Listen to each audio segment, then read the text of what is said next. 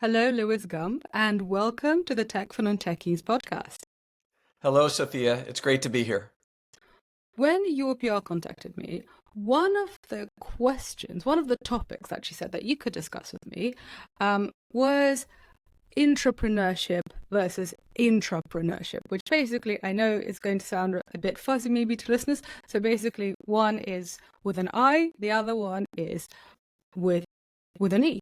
And so this, from what I understand, is when corporate innovators are basically saying that they're entrepreneurial. And I know that in my audience, there are lots of entrepreneurial people who work in corporate. And I say this with the greatest love to them. But, my first love is always going to be founders. I myself am a founder. And, as a founder, when you have people to pay and your clients have not yet paid you, or even worse, they have paid you, but the bank is holding your money, which has happened to me, and for some reason you can't get it out because of some bank error, that is a hair-raising experience.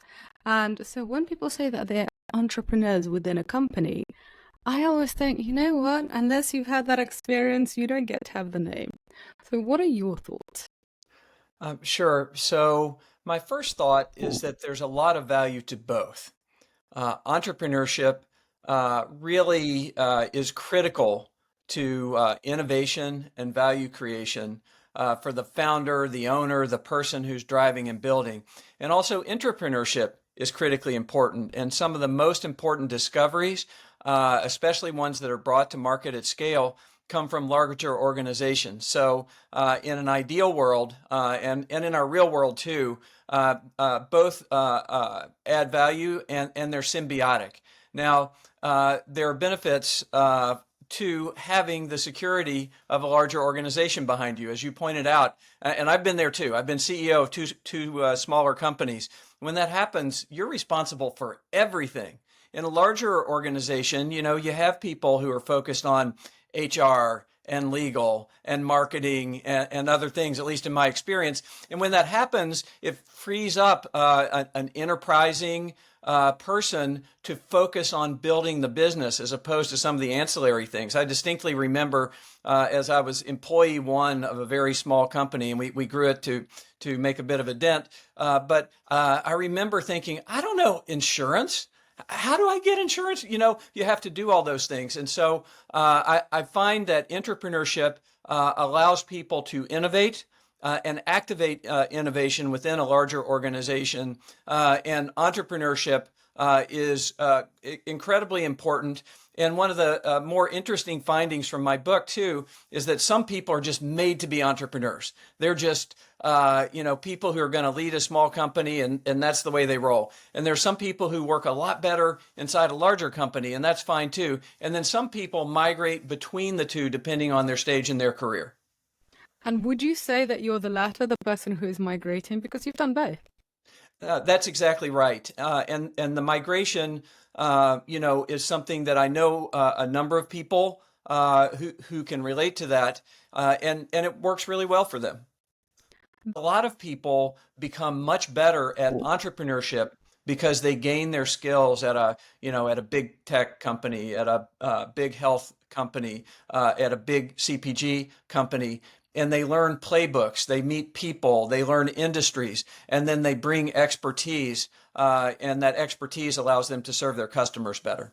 That's actually something that I covered on a recent-ish episode about unicorns. So there's a lady called Eileen Lee. She is a venture capitalist in Silicon Valley. She's quite well known, and she is the person who coined the term unicorn. And she first coined it to just describe companies in the US, so young tech companies, valued at over $1 billion. And so she researched the companies, the original unicorn list, and in 2013 there were 39. And in 2023 there were 519, so 14x growth. Pretty impressive. Anyway, so then she wanted to see, what are these companies doing? How have the companies changed? And also, who is leading them? And one of the things, I mean, the report is fascinating, and I did spend a couple of hours on a weekend morning going through it, but that's the kind of thing that I do. Maybe not for everybody.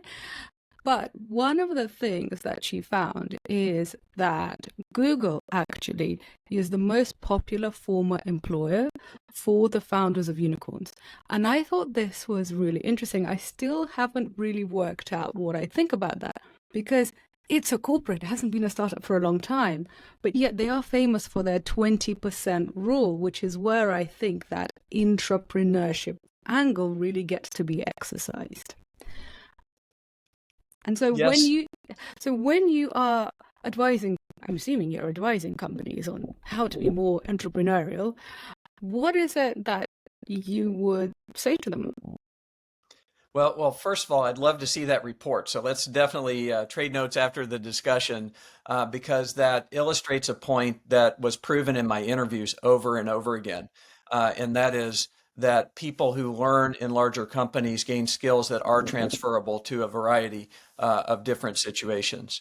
If I'm talking with people who are in a larger company, some people get to the place where they say, "Oh, wow, I really understand how to do this. I'm a serial intrapreneur as opposed to a serial entrepreneur. I want to go do more of this. I like the resources of a larger company. I like supporting a larger brand. I like making that kind of impact in a marketplace that many entrepreneurs are able to do." But some people in those positions either for a long time have had an itch to lead a smaller company, or they get to a point where they feel like the larger organization is moving too slowly, which is another set of conversations, because some of the most innovative large companies understand this practice of entrepreneurship, and they create environments such as the ones that you were just referring to, where entrepreneurs can thrive. But when they want to do that, I have some questions along the lines of, well, okay, that's fine. Glad you want to do that. Are you ready to deal with a board of directors instead of a direct boss? I know you're getting frustrated with the seemingly glacial pace of decision making in a larger company, but are you ready to be in an environment where there are fewer resources that are readily available?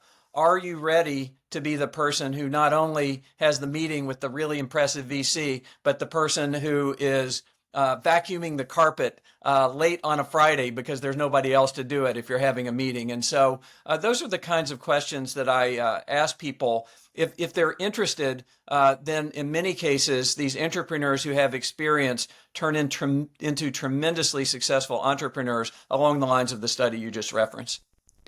And could you give us some examples of interesting outcomes that large companies have had when they've innovated? Sure. So an example that I'm familiar with, because I was part of it, was the growth of mobile within the Weather Channel. And, I was privileged to have a position there when weather.com for the desktop was really growing fast, but mobile still hadn't really come into its own. And a few of us took the position that mobile was going to be big someday. And we started trying things, and we built a generation of apps using older technologies that really aren't as prominent these days. And then we built mobile web, we built some video along the way. And then when the iPhone and Android apps came along, kind of the marketplace opened up, and it was just a tremendous period of growth. Another example, and one that many people can reference, some of us can remember when Amazon was a bookseller. And then Amazon turned into a company that sold a whole lot of things. And I would imagine that a lot of listeners to your podcast have a package that ends up on their door that has the Amazon logo on it from time to time. But then they got into other types of businesses, such as AWS.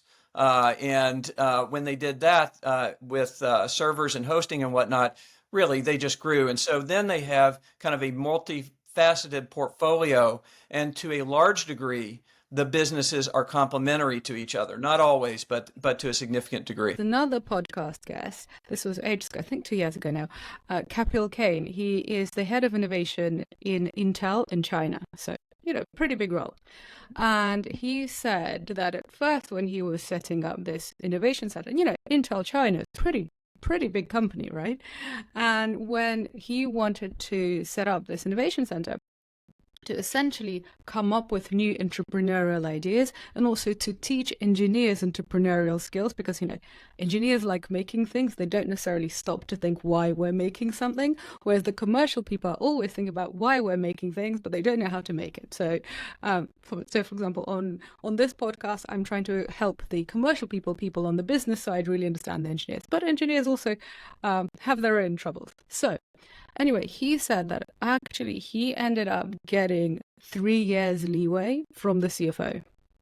So 3 years to essentially not be successful. It turns out that now the innovation center has brought, millions and millions of dollars in value, but for the first year, they were completely loss-making, which is what you would expect. But I'm wondering, in your opinion, Louis, is that normal? Is it normal that a CFO of a massive company is going to say, hey, have 3 years to try things out? Or is that just, is that pretty much a miracle? Well, no, Sophia, I think that depends on your definition of normal. I don't know how common it is to have that perspective. However, if we think about people who have financial responsibility for companies, including CFOs and CEOs, from my experience, the most enlightened ones understand this, and it's quite common. And you can actually learn a little bit about the likely trajectory of a company based on a CEO or CFO or a CMO's perspective on this topic.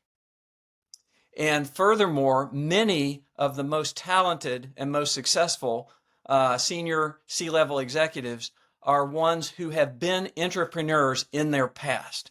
And one of the findings of my book is that when you look at why is entrepreneurship important, why is this feeding of growth businesses within larger organizations important?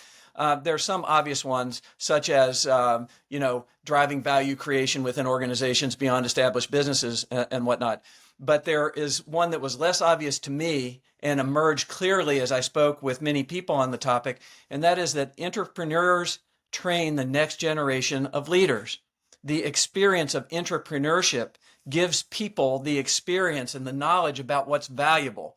And a lot of the people who do this grow into the people who are making the decisions later on. So going back to your question, I actually think it's not common enough.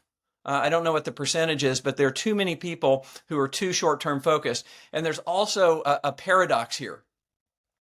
The more a company is facing some financial challenges, the more they need entrepreneurship.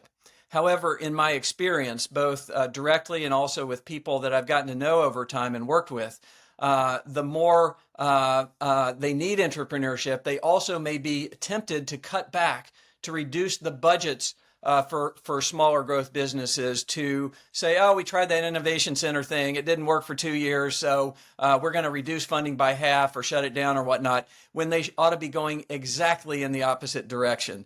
And so it's quite an interesting study when you look across different companies. When you're speaking to a company that is thinking of cutting back their innovation spending because, they're worried about recession or they've just had some layoffs, what would you say to them? So I would ask them what their rationale is for making cutbacks due to challenges in their business. In general, companies that don't have a structured and significant approach to innovation are at a competitive disadvantage, and they will increasingly be at a competitive disadvantage over time. And so if they don't approach innovation and creating new initiatives and types of businesses in one way, what other ways do they have? Are they going to approach it through partnership? I think that some companies can, for example, achieve significant growth simply through acquisition. However, and this was pointed out by Deborah Wilson in my book, who led the Weather Channel overall and the Weather Channel Interactive over a period of years, she said, hey, look, you can approach growth through acquisition, but then you introduce a lot of acquisition risks. And I think many of us who've been around the block once or twice recognize that not every single acquisition goes well either. And so my advice to them in general would be, if you want to succeed over the long term, you have to create a mechanism for driving innovation. You have to fund that approach to innovation, and you have to make sure that some of your best people who are already naturally inclined to excel at this type of work are assigned to that business unit or group.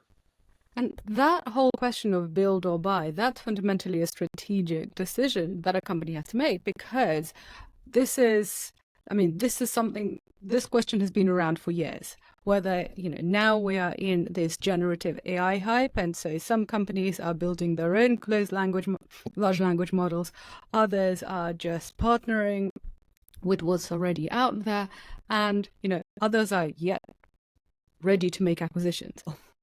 Well, thank you so much, Louis, for joining me on the Tech for Non-Techies podcast. And so when people undoubtedly want to read the book, can you tell us what it's called and when it's coming out? I'm happy to. The book is called The Inside Innovator, A Practical Guide to Intrapreneurship. It will be released in the US on March the 12th. It will be released in Canada in late March, and it will be released in the UK in May. And we're really excited about this. It's been well received so far, and people can learn more at louisgump.com, LOUISGUMP.com. Wonderful. Thank you so much for joining us, and have a wonderful day. Thank you, Sophia. It's been a pleasure.